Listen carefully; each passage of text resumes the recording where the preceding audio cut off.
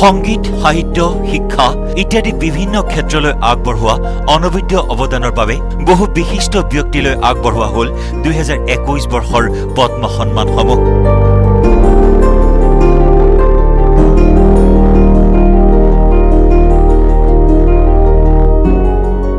দেশৰ অন্যতম শ্ৰেষ্ঠ অসামৰিক সন্মান পদ্মশ্ৰী সন্মানেৰে সন্মানিত হ'ল অসম তথা উত্তৰ পূৰ্বাঞ্চলৰ কেইবাগৰাকীও বৰেণ্য ব্যক্তি। সেইসকল বৰেণ্য ব্যক্তিৰ ভিতৰত অন্যতম সাহিত্যিক ইমৰান শ্বাহ, প্ৰসিদ্ধ লেখক তথা সাহিত্য একাডেমী বঁটা প্ৰাপক ডক্টৰ মংগল সিং হাজোৱাৰী, মণিপুৰৰ বিখ্যাত লোকসংগীত আৰু লোকসংস্কৃতিৰ সাধক king of Naga folk blues গুৰু ৰেউবেন মাছাংভালৈ আগবঢ়োৱা হ'ল পদ্মশ্ৰী সন্মান আৰু দুলাল মানকিলৈও আগবঢ়োৱা হ'ল 2021 বৰ্ষৰ পদ্মশ্ৰী সন্মান।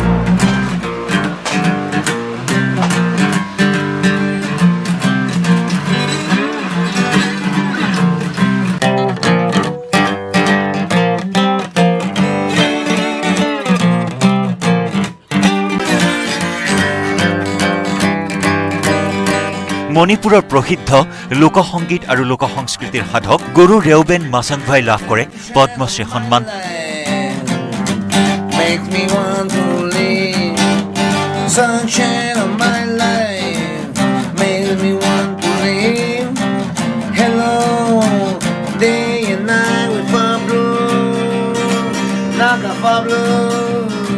গুৰু ৰেউবেন মাছাংভা নামেই যাৰ পৰিচয়, যাৰ সংগীতে আপ্লুত কৰে তিনিওটা প্ৰজন্মক একেলগে।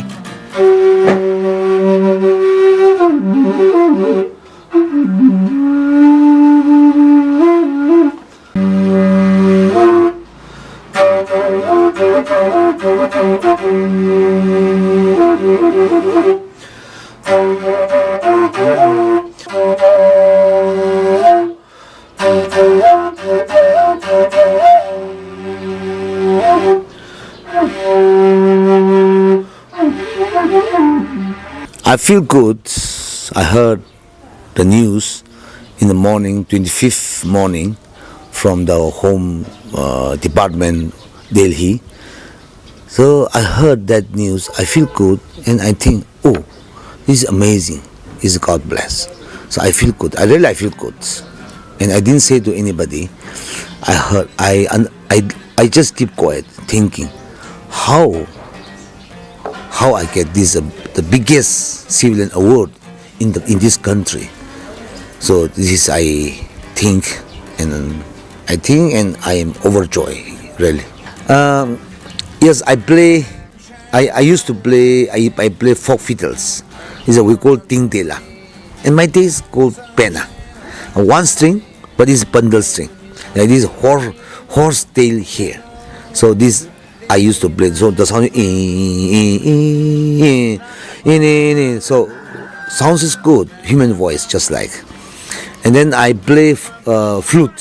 Flute we call so many flute we have, but I fondly play my flute. Name is Yang Gahui. Very 3 feet long and 4 hole, and the sound come out at the time simultaneously. 3 sounds come out. So it's just people voice along with my throat voice, and then 2 sound from the flute. So simultaneously 3 sounds come out. So this is that one, the Yang Gahui, flute. And then I play Joe harp. So with bamboo, so they make by the bamboo skin, and we make it and we make scale. So this is, but I cannot craft that. This is very small things. So this is patient work when crafted time. So this is, to me though I cannot. But one of my friend, he crafted for me. Yeah, I perform in South Asia country like China toys, and Korea and Thailand, and then Myanmar, and then Nepal, and then other parts. So I perform, and people really like my music. I don't sing love songs, and I don't compose love songs, broken songs, but I sing only connecting to natural things and human rights, and then peace, and through music, through culture, so that the youngsters and through see my work, and some people like my music is because of my lyrics. See, I say don't fight, be a good. So this is for everyone, everybody.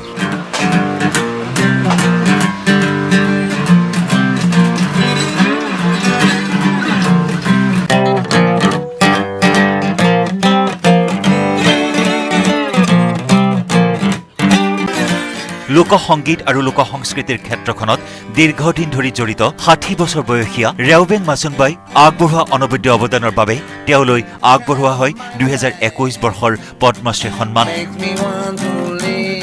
Naga folk blues and মিউজিকৰ কথা আহিলে পুনতেই আহে গুৰু ৰেওবেনৰ নাম। এই ক্ষেত্ৰখনত তেওঁ আগবঢ়োৱা বলিষ্ঠ অৱদানৰ বাবে গুৰু ৰেওবেন মাছাংবাক জনা যায় king of Naga folk blues অথবা গুৰু অৱ নাগা ফক মিউজিক।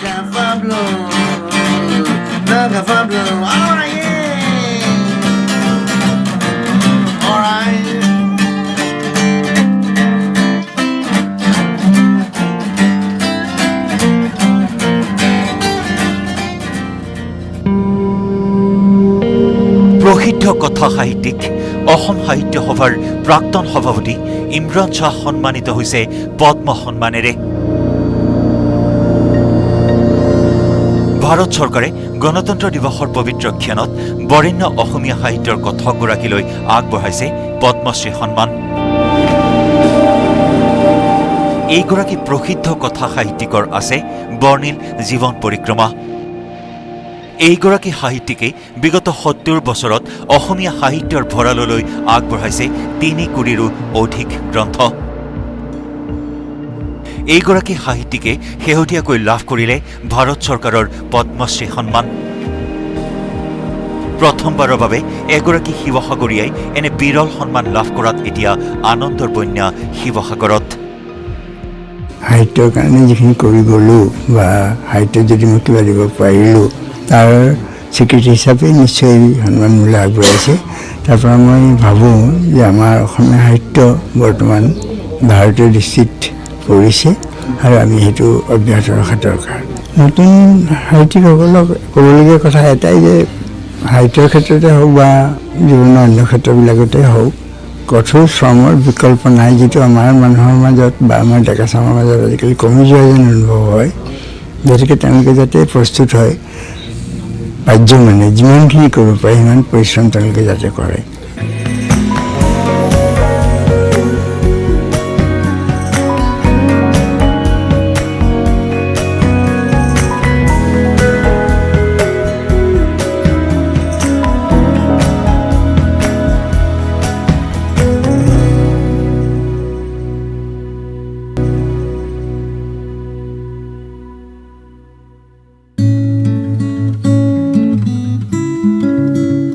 অসমৰে আন এগৰাকী প্ৰসিদ্ধ লেখক তথা সাহিত্য একাডেমী বঁটাৰে বিভূষিত ডক্টৰ মংগল সিং হাজোৱাৰীয়েও লাভ কৰে পদ্মশ্ৰী সন্মান। কোকৰাঝাৰৰ টেঙাপাৰা নিবাসী, কোকৰাঝাৰৰ কলেজ অৱ টিচাৰ্ছ এডুকেশ্যনৰ অধ্যক্ষ তথা প্ৰসিদ্ধ লেখক মংগল সিং হাজোৱাৰী হ'ল পদ্মশ্ৰী সন্মান লাভ কৰা তৃতীয়গৰাকী বড়ো জনগোষ্ঠীৰ ব্যক্তি। আনহাতে 2008 চনত সাহিত্য একাডেমী বঁটা লাভ কৰা বড়ো জনগোষ্ঠীৰ প্ৰথমগৰাকী ব্যক্তিয়ে হ'ল মংগল সিং হাজোৱাৰী। বড়ো সাহিত্যলৈ আগবঢ়োৱা অনবদ্য অৱদানৰ বাবেই হাজোৱাৰীলৈ আগবঢ়োৱা হয় 2021 বৰ্ষৰ পদ্মশ্ৰী সন্মান। পদ্মশ্ৰী সন্মানেৰে সন্মানিত হৈ আনন্দ প্ৰকাশ কৰি হাজোৱাৰীয়ে কয়, এই সন্মানে জনকল্যাণৰ বাবে সেৱা কৰাত আৰু অধিক উৎসাহিত কৰিব।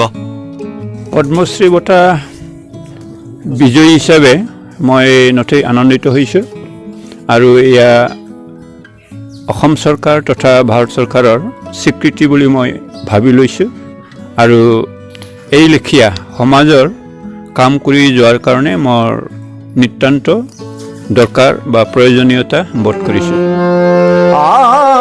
আনহাতে অসমৰে আন এগৰাকী বৰেণ্য ব্যক্তি দুলাল মানকিলৈও আগবঢ়োৱা হ'ল 2021 বৰ্ষৰ পদ্মশ্ৰী সন্মান।